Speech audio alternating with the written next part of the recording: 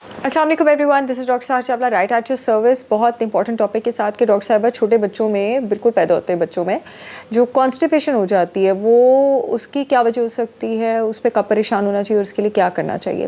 سب سے پہلے تو میں آپ کو یہ بتا دوں کہ کانسٹیپیشن کو آپ دو پیمانوں پہ ناپیں گے بچوں میں.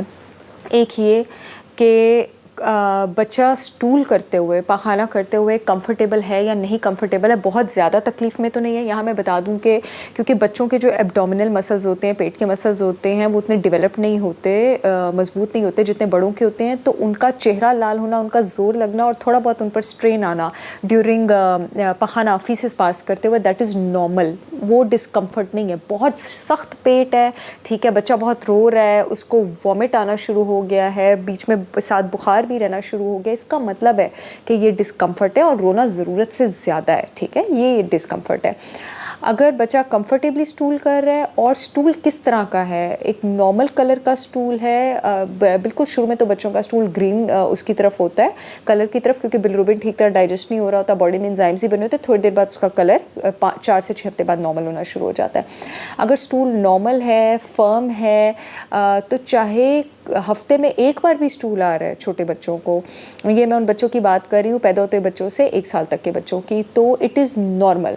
کچھ بچے روز سٹول پاس کرتے ہیں، کچھ بچے دن میں 2-3 بار کرتے ہیں، کچھ ہفتے میں 1 بار سٹول پاس کرتے ہیں. سب نارمل ہے. کانسٹیپیشن کا اندازہ آپ بچے کی کمفرٹ سے لگائیں گے اور سٹول کی کنسسٹنسی سے لگائیں گے، ان 2 چیزوں سے لگائیں گے. اگر ان 2 چیزوں میں پرابلم آ رہی ہے تو کانسٹیپیشن ہے، اس کو ایڈریس کرنے کی ضرورت ہے، پیڈیاٹریشین کے پاس جانے کی ضرورت ہے، اور اس کی وجوہات پہ بھی آ جاتے ہیں. دیکھیے جی، سب سے پہلی وجہ ہو سکتی ہے کہ بچہ ڈی ہائیڈریٹڈ ہے. پہلے 6 مہینے تو بچے کو پانی بھی نہیں دینا ہوتا، صرف ماں کا دودھ دینا ہوتا ہے. 6 مہینے کے بعد کے بچوں کو آپ آہستہ آہستہ پانی انٹروڈیوس کراتے ہیں، تو آپ اپنے پیڈیاٹریشین سے جا کے اور ہیلتھ کوچ سے، دونوں سے جا کے مشورہ کریں کہ کہیں دن میں 2 سے 4 آؤنس ایکسٹرا پانی ایڈ کرنے کی ضرورت تو نہیں ہے. دین دے ول گائیڈ یو. کیونکہ ظاہر ہے اگر ایون کہ بچوں میں نہیں، بڑوں میں بھی اگر آنتوں میں لبریکیشن ہی نہیں ہے تو فیسس سٹول کہاں سے بنے گا. فیسس کو بلک اپ ہونے کے لیے، بننے کے لیے باڈی میں اچھی ہائیڈریشن کی ضرورت ہوتی ہے. دوسری ریزن یہ ہو سکتی ہے جو بچے ماں کے دودھ پہ ہوتے ہیں وہ کبھی کبھی زیادہ کم سٹول پاس کرتے ہیں. اس کی ریزن یہ ہے کہ ماں کے دودھ میں اتنے نیوٹرینٹس ہوتے ہیں، اس میں پریشان ہونے کی ضرورت نہیں ہے، کہ باڈی زیادہ تر ان کو اسیمولیٹ کرتی ہے، استعمال کرتی ہے اور کم نکالتی ہے.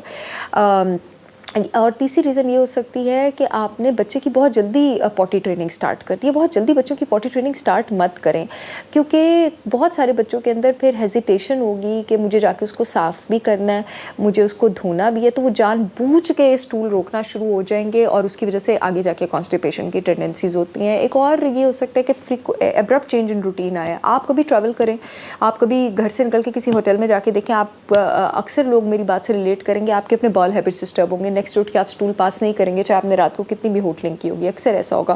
فریکوینٹ چینج ان روٹین اسی طرح بچوں کے ساتھ بھی ہوتا ہے، اس وجہ سے ہوتا ہے. اور 5واں، ایک دم سے آپ نے کوئی ڈفرینٹ کھانا انٹروڈیوس کروایا ہے تو اس کو ڈائجسٹ ہونے میں ٹائم لگے. ایون کہ اگر آپ دیکھیں گے، آپ بچوں کو کوئی نیا کھانا، کوئی نیا پھل بھی انٹروڈیوس کراتے ہیں، ان کی سٹول کی، فیسس کی اسمیل، کلر، یہ سب کچھ چیزیں جو ہیں یہ چینج ہوتی ہیں. تو آپ نے تھوڑی سی ہوم ریمیڈیز کیا آپ بچوں کے ساتھ کر سکتے ہیں ڈاکٹر سے مشورے کے ساتھ ساتھ. یہ کہ بچوں کے پیٹ پہ گرم تیل کا مساج کریں، نیول کے آس پاس کلاک وائز موومنٹس میں ڈیلی، اور بچوں کی ٹانگیں بہت جنٹلی اٹھا کے ایسے سائیکلنگ پیٹ کے ساتھ ہلکا سا دبا کے روز دن میں بہت پیار سے 2 سے 3 بار آپ کریں. اس کے علاوہ بچوں کو دن میں 2 بار وارم واٹر باتھ دیں. وارم واٹر باتھ ہیلپ کرے گا ان کے ایبڈومنل مسلس کو لوزن کرنے میں، اور اگر ان کو کانسٹیپیشن ہے بھی تو کم از کم جو اسٹرین آتا ہے ان کے ایبڈومنل مسلس پہ، ادروائز بھی وارم واٹر باتھ وہ اسٹرین جو ہے اس کو کم کرے گا، مسلس کو وہ بہت زیادہ ہیلپ کرے گا.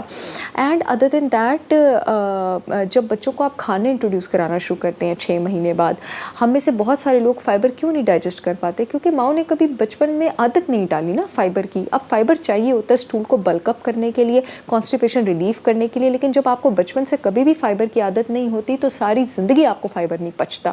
جیسے ہی بچوں کو سالڈ غذائیں آپ انکلوڈ کرتے ہیں، پلیز گرین لیفی ویجیٹیبلز اور ٹماٹر، ان کی پیوری بنا کے، سیب اور ناشپاتی امرود، ان کی پیوریز بنا کے، یہ ہائی فائبر فروٹس ہیں، کیویز اور فگز اور نٹس، ان کی پیوریز بنا کے آہستہ آہستہ انٹروڈیوس کرانا بچوں کو شروع کریں، تاکہ آپ کے بچوں کا شروع سے گٹ بیکٹیریا ہیلدی ہو، اچھا ہو. اس طرح یہ ایک تیر سے 100 शिकार है, उनकी इम्यूनिटी भी ऊपर होगी, उनका हाजमा भी अच्छा होगा, उनको कॉन्स्टिपेशन भी नहीं होगी, क्योंकि एक्चुअली फाइबर कॉन्स्टिपेशन का इलाज है. लेकिन क्योंकि बचपन से हमने अपने बच्चों को फाइबर की आदत नहीं डाली होती, तो उनको आगे जाके भी नहीं पच रहा होता, वो क्रॉनिक कॉन्स्टिपेशन के मरीज़ बने होते हैं और समझ नहीं आ रहा होता उनका कैसे इलाज करें, क्योंकि जो चीज़ कॉन्स्टिपेशन का इलाज है उसकी उनके जिस्म को आदत नहीं होती है. जिस समय बैड बैक्टीरिया ज़्यादा हो गया होता है, तो जब आप फाइबर डालते हैं, गुड बैक्टीरिया के साथ बैड बैक्टीरिया भी पलता है और आपको और ज़्यादा ब्लोटिंग और प्रॉब्लम करता है. तो शुरू से ही अपने बच्चों को ये जब आप खाना खिलाना शुरू करते हैं आफ्टर 6 to 8 months, उनको आप हल्की हल्की ऐसे दालों के सूप की आदत डालें, जो सारे फलों का मैंने नाम लिया इनकी आदत डालें.